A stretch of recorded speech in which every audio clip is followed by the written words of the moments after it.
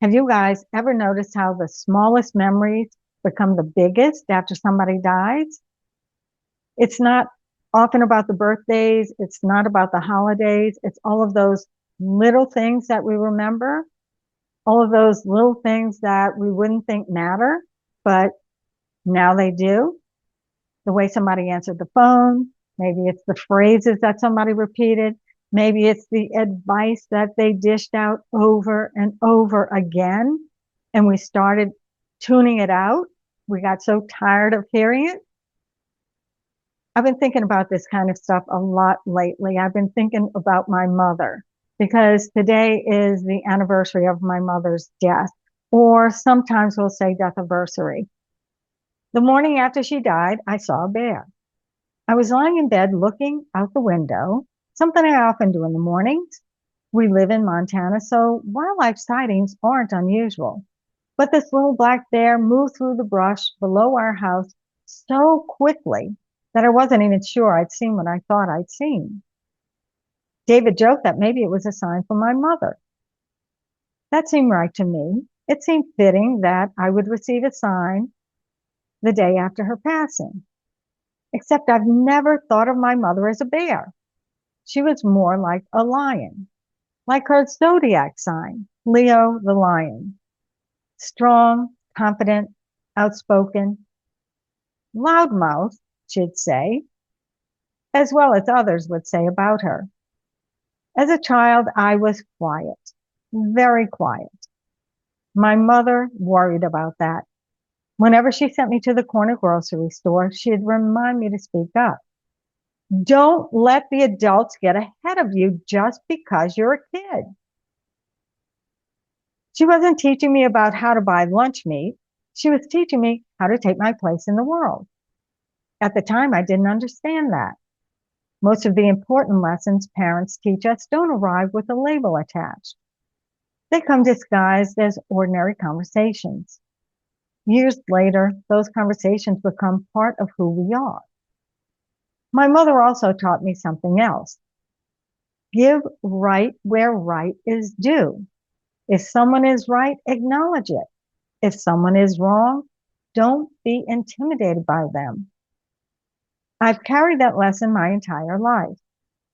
And now that she's gone, I realize how much of my own voice came from her. That's one of the strange things about losing a parent. You spend years trying to become your own person. Then one day you realize how much of that person came from them. After my mother died, I found myself replaying dozens of little memories. Not dramatic memories, just ordinary moments, conversations, family stories, the way she took the phone off of the hook when she didn't want to talk, her frankness when she confided in me that as a young mother, she was so despondent that she had considered taking the lives of herself, my brother, and me. The way she could talk to a complete stranger as if she'd known them her whole life. These things that once seemed ordinary suddenly became priceless. Maybe that's because death has a way of revealing value. When someone is always there, we assume they always will be. We don't realize we're creating memories while we're living them. We only discover their importance later. That's why I think one of the greatest gifts we can give ourselves is paying attention while other people are still here. Listening a little longer, calling a little more often, asking one more question, learning one more story, because eventually there will come a day when the story stops. The voice disappears. The phone no longer rings. And all we have left are the memories. The bear I saw that morning wasn't my mother.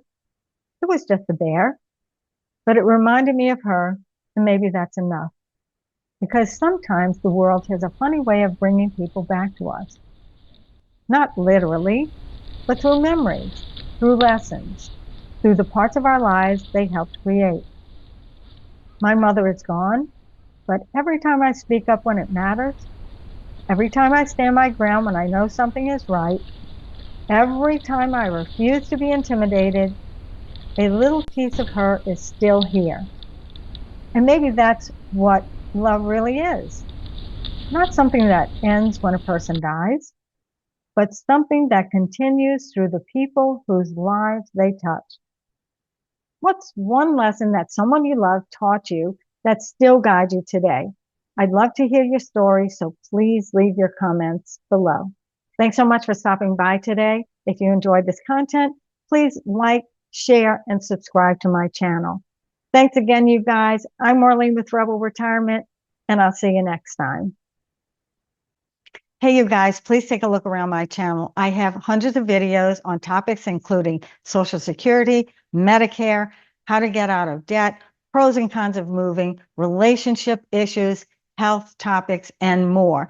And all of these videos are based on my experience and what I have learned in retirement. And I know that many people are worried about money in retirement, and this is exactly why Rebel Retiree and I created our just-in-time retirement series. And it's absolutely free, you guys, so it doesn't hurt to take a look at it.